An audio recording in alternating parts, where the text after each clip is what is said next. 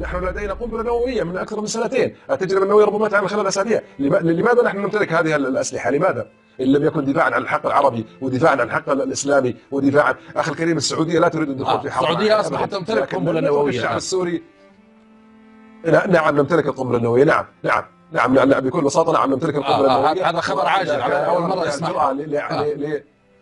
اخي الكريم، ليس خبر عاجل. القوى الكبرى تعرف ان يعني نحن كنا نقول انه اذا ايران قامت باعلان التجربه النوويه بوقاحه سوف تقوم المملكه العربيه السعوديه باعلان التجربه، لا مشكله. ولكن ما دام انه كل يعني اقصد انه تكلم سياسه، الشعب السوري يذبح، بشار الاسد يجب ان يرحل. جيد، السعوديه لا تريد مقاتله احد، لا روسيا ولا غير روسيا، ولكن اسعار النفط لن ترتفع، سوف يبقى في بحر ال $40 للسنتين القادمه. ما لم يعني طيب انا اسالك بالله، اسالك قبل ان نروح الى نتائج التصويت، نريد ان نروح الى نتائج التصويت كالدحام، لكن باختصار عندي لك سؤال. كلمه واحده اخي الكريم. تفضل. انا اريد ان اقول لك جمله باختصار. إيه؟ الجيش العربي السعودي لن يترك الشعب السوري، الشعب العربي السوري يذبح، ولا يترك الشعب العربي اليمني يذبح. نحن نريد هكذا لقيادتنا، قيادتنا السياسيه تتصرف حسب رغباتنا. نحن الذين نطلب من قيادتنا السياسيه، والجيش العربي السعودي لن يتخلى عن قياده الامه العربيه والاسلاميه ايا كانت. But Dwayne Claridge, founding director of the CIA's Counterterrorism Center, has some shocking things to say about what's really going on in the Middle East. Mr. Claridge, you're on the phone. Good to talk to you. Thank you very much for coming in. Now, the president says his Iranian deal will slow down a Middle East arms race, to which you say what? This is simply another foolish assertion of Obama. He must think that the majority of the Americans are as ignorant as the Americans who vote for him. I mean, this is absolute nonsense. It will create an arms race.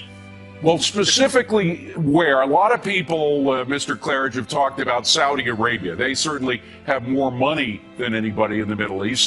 Are you concerned about the possibility they may get a nuclear bomb? Saudis already have the bomb. But people fail to remember. Hold on a second, Mr. Claridge. Let me just emphasize that point, because that's an important point. You say Saudi Arabia already has a nuclear bomb? Oh, several. From where did they get it? They don't have a nuclear program, do they? Well, people forget that it was the Saudis who financed the Pakistani bomb. They put billions of dollars into that effort to create that nuclear capability. And in return, of course, they got something. Now, people can argue whether it was dibs on 4 nuclear devices or 7. That's the argument. But no one really in the know argues that they do have access to nuclear weapons. Well, this is extraordinary news, I think, for a lot of Americans, Mr. Claridge. And you do, just for those who don't know your background, you have a very extensive background. See, you still have a lot of contacts in the Middle East. Are these nuclear weapons that you say Saudi Arabia now has, are they in Saudi Arabia, or are they in Pakistan waiting to be shipped to Saudi Arabia, or what? I can't answer that question. But what I can say is that people argue whether the Saudis could actually deliver the weapons to Iran. I say they could. They have a capability with their F-15s, and don't forget the Chinese missile system that sits in the middle of the desert of Saudi Arabia, which has been kept up to date. But to really do some damage to Saudi Arabia, the F-15s could easily destroy the oil facilities of Arabistan, Bandar Abbas, and finish that all off. Final question, Mr. Claridge. We're short on time, but is it conceivable that the Saudis may use these nuclear weapons, if they have them, to take out these positions in Iran before the Iranians get a bomb? I cannot answer that question. But I think if you sit around some evening on your patio with a fine glass of vintage port and a fine cigar, you may be able to come up with the answer yourself. All right. Dwayne Claridge, a legend in the CIA. Dwayne Claridge, thank you very much for joining us.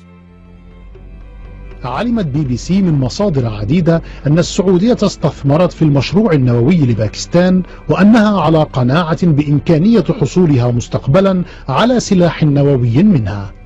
وبينما يبدو أن رغبة السعودية نابعة من محاولة التوازن النووي مع إيران، إلا أنه من المحتمل أن تكون السعودية أسرع من إيران في حيازة هذه الأسلحة.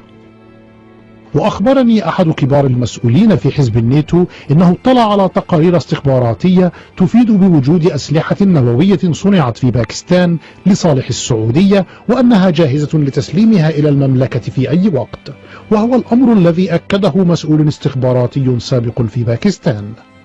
ومنذ عدة أعوام دأبت السعودية على الإعراب عن قلقها للمسؤولين الأمريكيين من حيازة إيران للأسلحة النووية في المستقبل، وعن نية المملكة لحيازة سلاح نووي. وأهم رسالة هي ما أرسلها الملك عبد الله إلى دينيس روس المبعوث الأمريكي للشرق الأوسط، التي تعهد فيها بالحصول على القنبلة النووية إذا حصلت عليها إيران. وكان هناك الكثير من الحديث عن تمويل سعودي للمشروع الباكستاني، شريطة أن تحصل السعودية على السلاح النووي من باكستان عند الضرورة. هذه صورة عمرها نحو 10 أعوام لوزير الدفاع السعودي في زيارة لمؤسسة الأبحاث النووية في باكستان، ويظهر فيها نواز شريف الذي كان رئيسا للوزراء آنذاك، وعبد القدير خان العالم النووي الباكستاني. أعتقد بشدة أن السعودية ترى أن هناك تفاهما مع باكستان في أن لديها الحق في الحصول منها على سلاح نووي.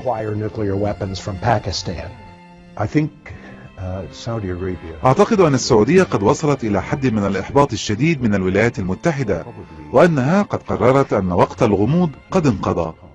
وقد أظهرت السعودية في مسائل أخرى قدرتها على التصرف بطريقة تخالف المصالح الأمريكية والتعامل مع نتائج ذلك، كما يمكنها أن تعوض باكستان عما قد تخسره بسبب تقديم الأسلحة النووية لها. السعوديون قالوا أكثر من مرة إنهم لا يتخيلون مسألة وجود قنبلة شيعية فقط، لأنهم حماة الحرمين وقادة العالم العربي السني. وهناك مؤشرات أخرى قوية تتمثل في خطط الطوارئ السعودية الأخيرة، مثل إنشائها المزيد من منصات إطلاق الصواريخ العابرة للقارات الصينية الصنع. وقال رئيس سابق للاستخبارات العسكرية الإسرائيلية إنه بمجرد أن تحصل إيران على السلاح النووي ستقوم السعودية بشراء السلاح النووي فورا. السعوديون لن ينتظروا ولا شهرا واحدا، لقد دفعوا بالفعل الثمن، وسيحصلون من باكستان على ما يريدون، ثم ستتحرك كل القوى الكبرى في المنطقة مثل مصر وتركيا والعراق لتتحول إلى دول نووية.